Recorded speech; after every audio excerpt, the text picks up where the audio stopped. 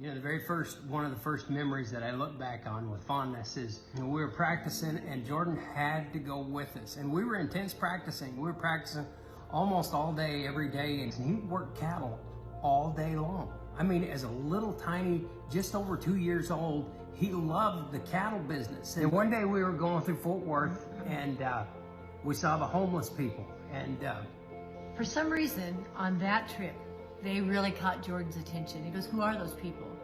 And Russ said, "Those are people who don't have a home to live in." And he goes, "They don't have a home?" And we said, "No." And he said, "Who feeds them? How do they eat?" And from an early on age, that troubled him. Jordan always wanted to make sure that people had food. It's always been something in him from the time he was little. So to see it develop into and come to fruition in a dream and size and the impact of 1017, not one bit surprised. Oh no, I'm not surprised. God birthed that dream in him from an early on age.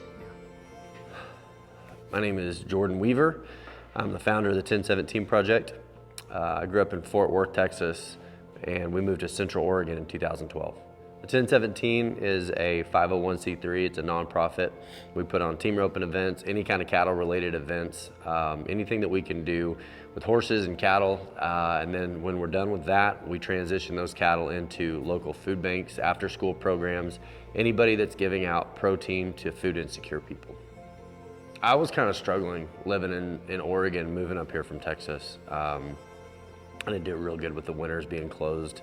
You know, the activities shut down, and so I was not in a good place, and we didn't feel like we were gonna leave. And so in the back of my mind, it was probably a survival technique, to be completely honest, that if we could start a cattle program, something that would keep us busy, something that would be beneficial to the community, something that would help feed people. But if I'm being honest, I needed something, an outlet that could keep me busy when the winter would come and days would get short and activities were slower. I was losing my mind, and so at a selfish level, it allowed us to have something that we thought was worthwhile, but was also necessary for us also.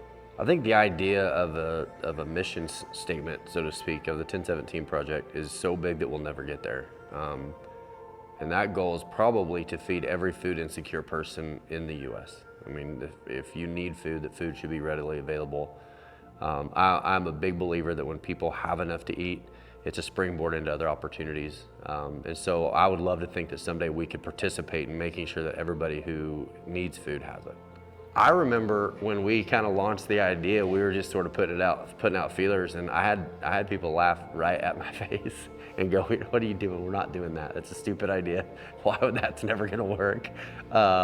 People that were genuinely mad at me, they're like, "That could never work. Something like that could never work."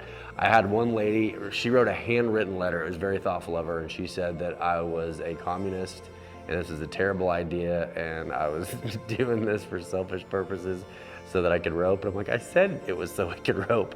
Yeah, it was not popular with everybody, but at the same time, for every person that was against it, we had people that were like, "Why hasn't someone done this sooner?" And so it was kind of a mixed bag of feedback.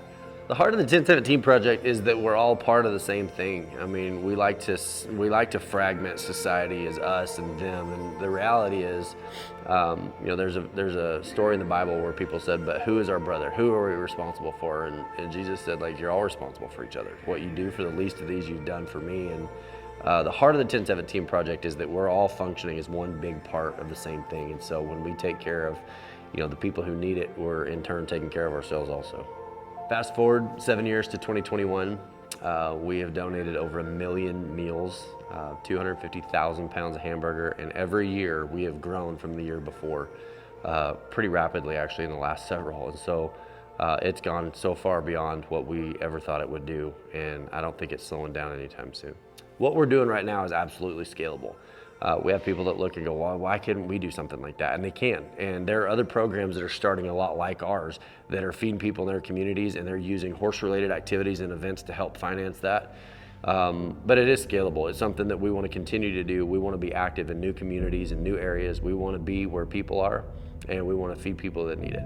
The future of the 1017 Project is we're going to feed everybody. There's not going to be anybody who goes home and worries about where their next meal is coming from, and we want to participate in every home having enough to eat every day.